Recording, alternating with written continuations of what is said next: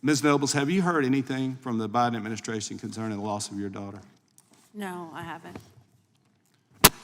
Thank you. Thank you. Mr. Chairman, with that, I'm going to yield back. Gentleman yields back. For what purpose does Ms. Jackson-Lee seek recognition? I'd like to ask unanimous consent that I can submit into the record article Biden administration to send 1,500 troops to the southern border for support, roles ahead of expected migrant, and also to have a statement that reflects that the numbers have gone down as it relates to those entering the United States at this time. Ask unanimous consent. Without objection, and the chair recognizes Ms. Ross.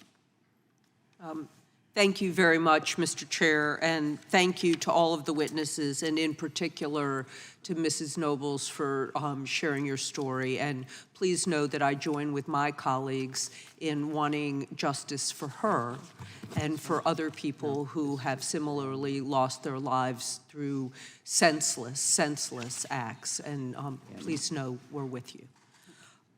This is Earlier this spring, and the ranking member may have brought this up in her opening comments, we traveled to McAllen and Brownsville, Texas, two Texas border towns. Our conversations with U.S. Custom and Border Protection during that visit reinforced my commitment to ensuring that CBP has the resources that it needs to strengthen border control. Agents we spoke with specifically emphasized the need for sophisticated surveillance technology to monitor border crossings. They talked about how the cartels had more drones and kids on roofs who were operating the drones than the kinds of technology that we needed to see people before they got to the border and be able to stem that. And I see that Chief Scott is nodding as I talked about that.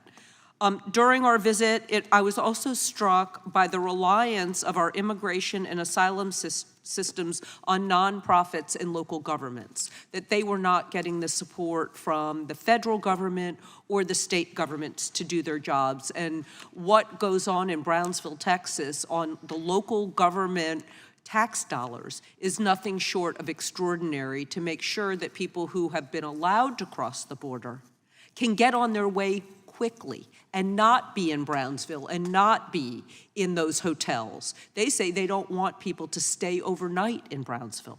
They want to get people to the bus station. They want to get people to the airport. Now, while their work is admirable, this responsibility shouldn't fall solely on NGOs and local governments.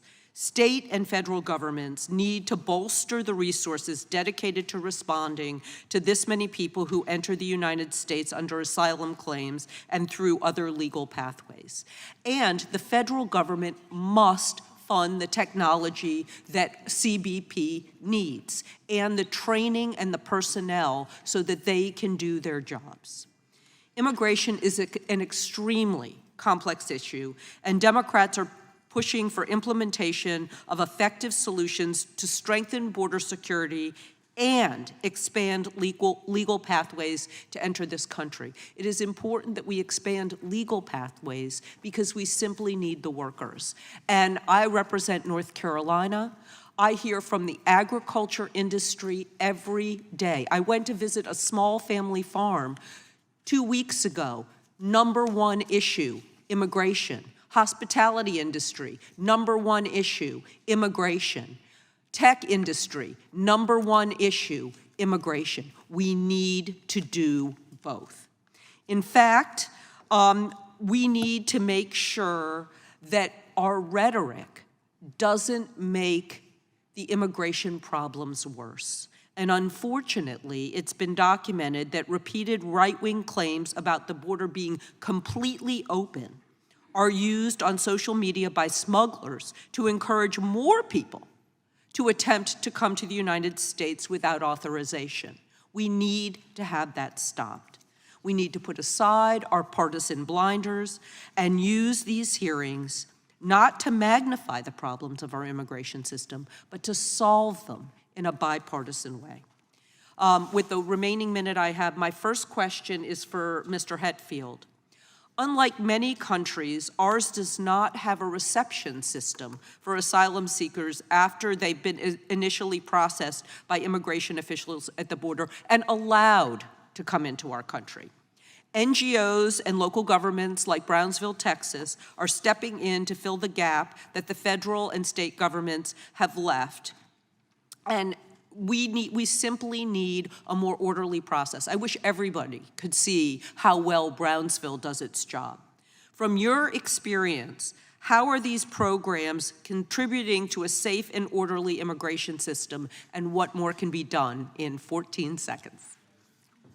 They're absolutely essential. When I directed the U.S. Commission on International Religious Freedom's study on expedited removal a few years ago, we did find that when you provide that kind of counseling, you actually have a very high dissolve rate by asylum seekers because they realize that they're actually not eligible for the benefit, so they withdraw their claims. But by not having a reception system, you're just contributing to having people get lost in the system. Thank you, Mr. Chairman, and I yield back. Chair recognizes Mr. Nails of Texas.